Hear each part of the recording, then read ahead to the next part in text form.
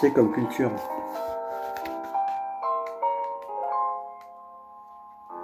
Les gens cultivés, les gens lettrés, c'est effarant. Ça se remarque, ils vous embarquent de tout. Ils sont tout courants. L'histoire de l'Italie, du Momentum, du pôle Nord, des châteaux forts. Toute la géographie, ils savent tout. Ils peuvent parler de tout. Mais moi, je n'en suis pas tellement fervent des intellectuels, tu vois. Je ne me vis pas comme un intellectuel, ni même comme quelqu'un de cultivé, quelqu'un qui sait. Moi, je n'ai aucun savoir de reste, aucun savoir provisionnel. Rien que l'on pourra publier après que la mort m'ait réservé son triste sort. Pas ça, rien. Tout ce que j'apprends, je l'apprends pour une tâche, pour telle tâche. La tâche faite, j'oublie. Et au bout des 10 ans, s'il faut que je m'y remette, ben je dois tout recommencer à zéro. Sauf cas de grandeur très rare, Spinoza ou Michaud. Eux, il faut qu'ils sachent qui sont. Dans mon cœur, dans ma tête. Alors, pourquoi je n'admire pas ça? J'ai entendu des gens qui sont très intelligents comme Umberto Eco. Quoi qu'on lui dise, il le sait, il précise. On ne peut pas dire que j'ai envie ça. Non, je suis effaré, ils peuvent parler de tout, c'est prodigieux. L'histoire de géographie de Dieu, les hindous, ils ont voyagé partout. Mais on ne peut pas dire que j'ai envie ça. Non. La culture, c'est quoi d'ailleurs? Ça consiste beaucoup à parler de tout. Et si je me dis, parler c'est un peu sale, oui, je me dis parler c'est un peu sale parce que c'est faire du charme, du vacarme. L'écriture, tu vois, c'est propre. D'ailleurs, ailleurs, je ne voyage pas. Pourquoi je ne voyage pas? Parce que c'est de la bouffonnerie. Les voyages des intellectuels, ils parlent pour aller à l'endroit où ils vont parler. Et même à déjeuner, ils parlent de l'endroit avec d'autres intellectuels. Je ne supporte pas parler. Et comme à mon avis, la parole est très liée à la culture, alors en ce sens, je ne peux pas, c'est comme ça, je hais la culture. Je pense à cette histoire d'être aux aguets. Je ne crois pas à la culture, je crois aux rencontres. Mais la rencontre, ça ne se fait pas avec des gens. Les saletés de rencontres intellectuelles dans les colloques, je m'en moque. La rencontre, ça se fait avec des choses, un tableau, une gravure. Ça oui, je comprends, c'est quelque chose. La rencontre avec les gens, qui sont souvent des catastrophes, c'est toujours décevant. Puis les gens s'apostrophent pour pas grand-chose. Moi, comme tu dis, quand je vais au cinéma voir un film, ou au musée, je pars aux aguets. Mais je ne suis pas sûr de faire une rencontre. C'est formidable si c'est le cas, mais tu vois, pour moi, dès que l'on fait quelque chose, il s'agit d'en sortir. À la fois d'y rester et d'en sortir. Alors, rester dans la philosophie, c'est aussi comment sortir. Comment sortir de la philosophie? Il faut sortir en restant dedans. C'est pas faire autre chose, ce n'est pas faire un roman. D'ailleurs, j'en serais bien incapable. Et même si j'en étais capable, je le dis sans paresse. Sortir de la philosophie par la philosophie, c'est ça qui m'intéresse. J'ai écrit un livre sur l'Epchinich en insistant, sans modestie, abondamment sur la notion de pli. J'estime avoir écrit un livre de philosophie. Et qu'est-ce qui m'arrive là? Je reçois des lettres, de ci, de là. Certaines insignifiantes, charmantes et chaleureuses, d'autres d'éventuels intellectuels qui aiment ou n'aiment pas. Bien souvent ennuyeuses. Et puis, 2 sortes de lettres, oui, où je me frotte les yeux. Des lettres de gens qui me disent « Votre histoire de pli, c'est nous, l'association des plieurs de papier.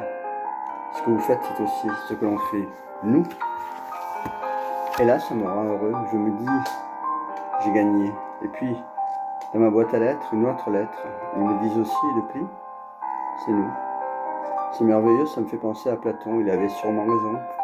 Les philosophes ne sont pas des gens abstraits. Ce sont des gens très concrets. Les plieurs de papier arrivent et disent « Le pli, c'est nous. » Et puis maintenant, les surfeurs arrivent et ils me disent « Le pli, c'est nous. » On ne cesse pas de s'insinuer dans le pli de la vague. Notre tâche habite le pli de la vague. Ils en parlent admirablement. Ils ne se contentent pas de surfer. Ces gens-là pensent aussi. Ça, ce sont des rencontres. Les surfeurs, les plieurs de papier.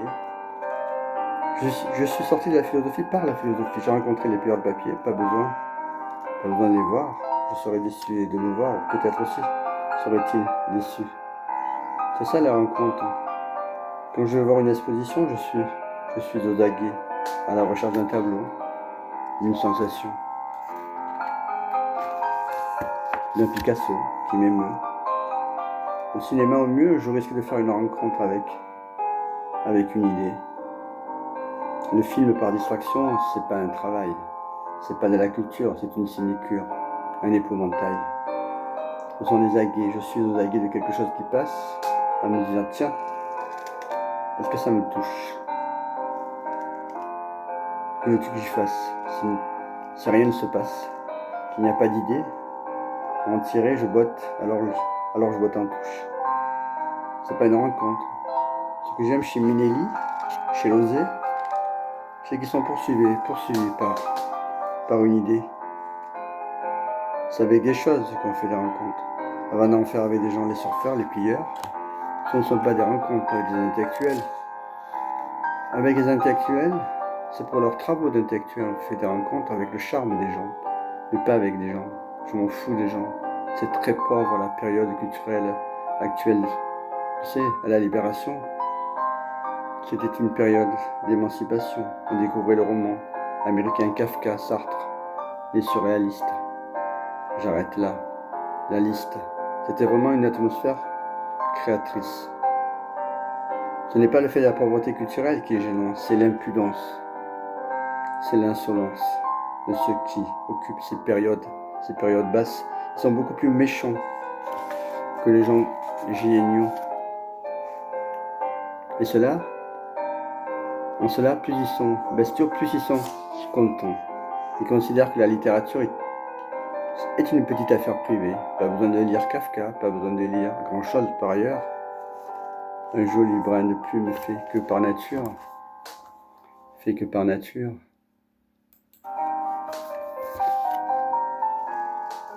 On est l'égal de Kafka.